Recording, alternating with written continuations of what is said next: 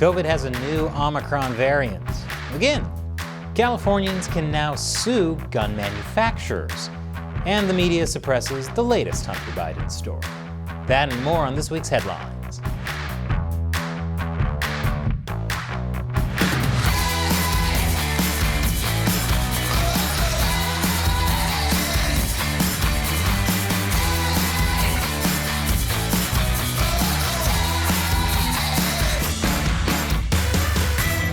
Welcome to America Uncovered. I'm Chris Chappell. President Biden unveiled an image from NASA's James Webb Telescope. It shows the most vivid infrared depiction ever of our universe. Well, now we can confirm. The known universe looks exactly like the carpet of every arcade in the 80s. The James Webb Telescope cost $10 billion. That's a lot of money just to take a couple of cool photos, but at least makes me feel better about all the money I spend taking a vacation just to get a couple of cool Instagram photos. Gotta do it for my followers, all 11 of them. Speaking of people interested in space, Elon Musk. He should have more time to focus on that since he's attempting to exit his deal taking over Twitter. According to a filing with the Securities and Exchange Commission, Musk is backing out over his concerns of spam bots on the platform. He says Twitter won't give him information on how many accounts are fake or spam, which is a reasonable concern. If you've ever been on Twitter, it's safe to assume that it's full of robots that were programmed to feel hatred and share it with the world. Twitter said they would sue Musk, forcing him to go through with the agreement. Twitter's lawyers said Twitter reserves all contractual, legal, and other rights, including its right to specifically enforce the Musk Party's obligations under the agreement. Musk responded to Twitter in the most Musk way possible, on Twitter, with a meme. Twitter likely wants to keep the deal with Musk since their stock price fell 10% on Monday when Musk announced he wanted to back out. Musk is also being sued by a Dogecoin investor who accused him of artificially inflating the price of the cryptocurrency so he could sell it off for a higher profit for himself. A lawsuit for $258 billion over Dogecoin? All Dogecoins combined are only worth less than $9 billion. And that's only until everyone realizes that a crypto coin designed after a meme was completely worthless to begin with. But I'm sick of talking about Elon Musk and Twitter drama. Let's move on to a story that hasn't been beaten to death. COVID. Move over Omicron variant BA4 because BA5 is the new dominant strain of COVID in the US. Omicron is pumping out sequels quicker than the Fast and the Furious franchise. Moderna said its new booster shot does a better job protecting against these new Omicron variants, such as BA4 and BA5, which is good since Dr. Fauci admitted that while vaccines prevent serious illness, they don't do overly well against infection. However, these new vaccines might not matter since there's also a new variant, BA2.75. That one is spreading across India and appearing in other countries, including the US. Yep. Not only is Omicron doing sequels like the Fast and the Furious franchise, it's also doing spin-offs. It seems like the BA2.75 can bypass immunity from vaccines and even prior infection. The director of clinical virology at the Mayo Clinic in Rochester, Minnesota, said it's still really early on for us to draw too many conclusions, but it does look like, especially in India, the rates of transmission are showing kind of that exponential increase. Too early to tell. It's spreading at an exponential rate. We have to be cautious. So, it's the same basic story with some slight variations, and it's hyped up like it's something completely new and different. Man, this really is basically the Fast and the Furious franchise.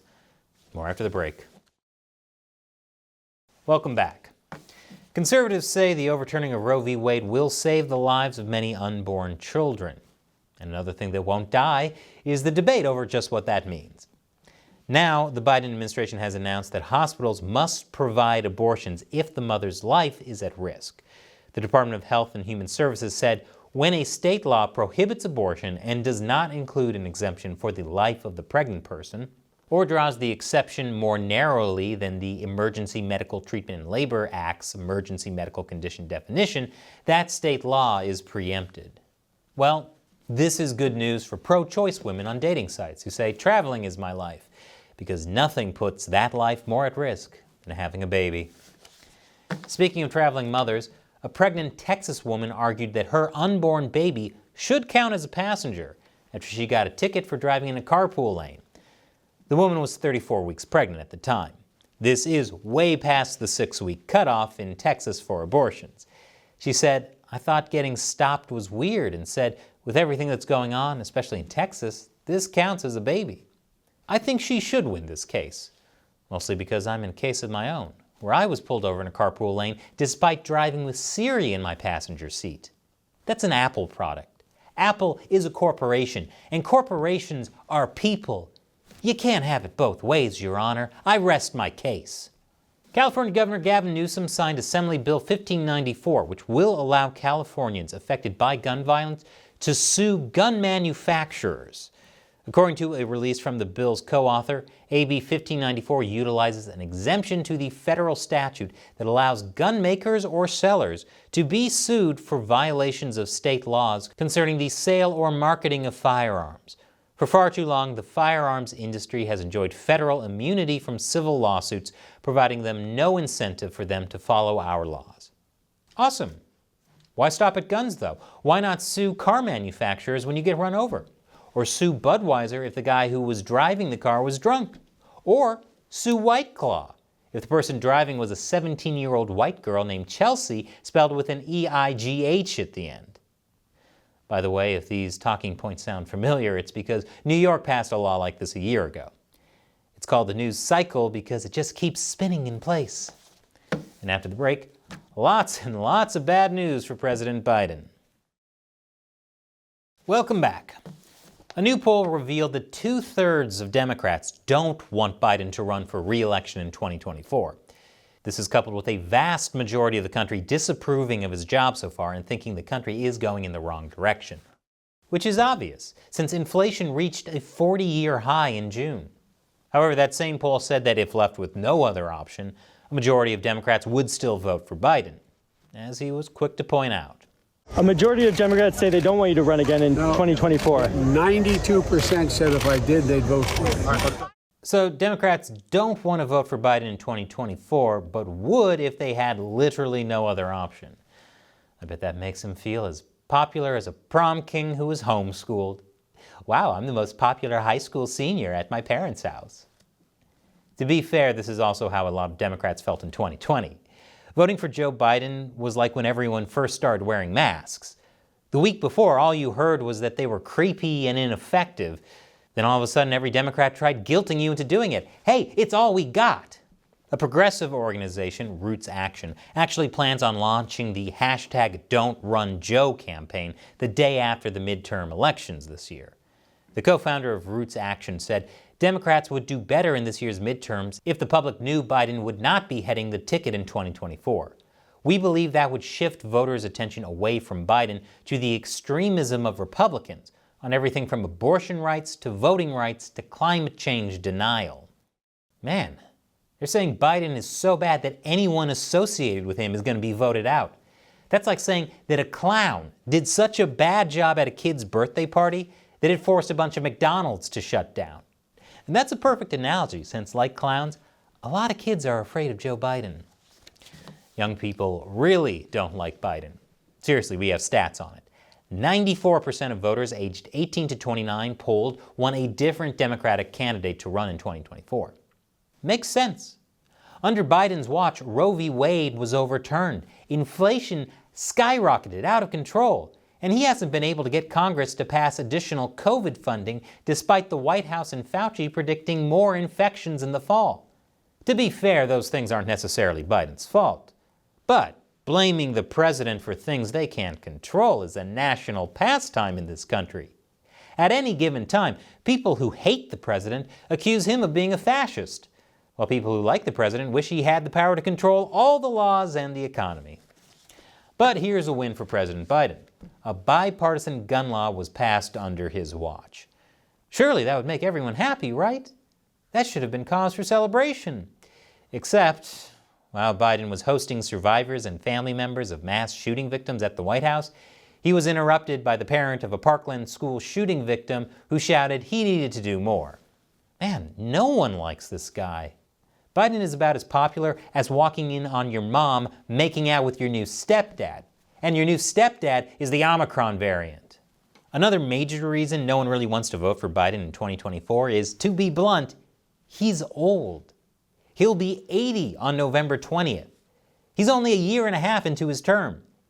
If being president ages him at the same rate it aged Barack Obama and George W. Bush, then by the end of his second term, Biden would probably look like this.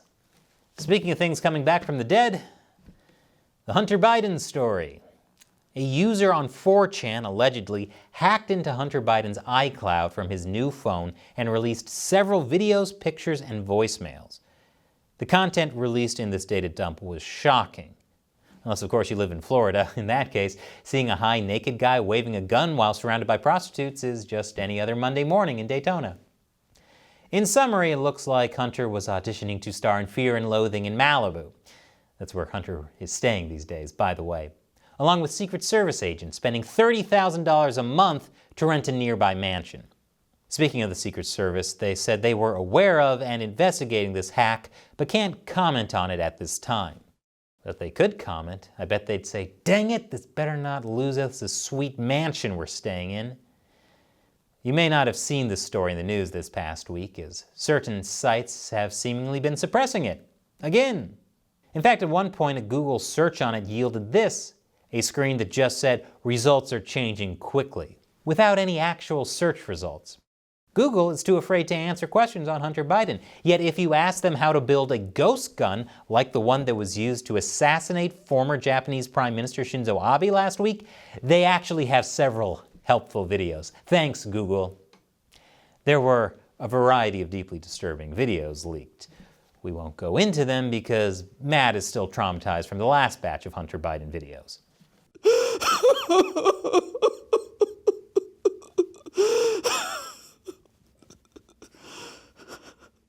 Also strange is allegedly Hunter Biden had saved his dad's contact as Pedo Peter.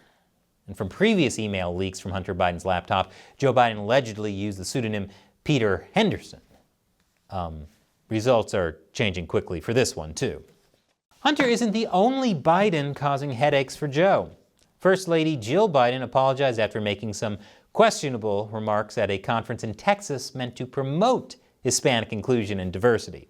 Diversity of this community, as distinct as the Bogotas of the Bronx, as beautiful as the blossoms of Miami, and as unique as the breakfast tacos here in San Antonio. Did she just compare Hispanic people to breakfast tacos? Yikes. Did Donald Trump write that line for her? I never thought I'd say this, but it looks like Hunter might actually be the smartest Biden. So it looks like Joe Biden has lost favor with most Democrats, and his wife's remarks won't do well for his standing in the Hispanic community. Not to mention the black community still remembers him saying if you vote for Trump over him, then you ain't black. It's no wonder Biden was so excited to show off that James Webb Telescope image, because somewhere among those countless galaxies, there might be the only sentient life left in the universe who still wants to vote for him. So what do you think about the stories we covered this week? Leave your comments below. And remember, America Uncovered is supported mainly by viewers. Be sure to visit patreon.com/AmericaUncovered. Contribute $1 or more per episode. We rely on your support to help us keep making great episodes. Or join our exclusive censorship-free social media community on Locals. Check out AmericaUncovered.locals.com. Once again, I'm Chris Chappell. Thanks for watching America Uncovered.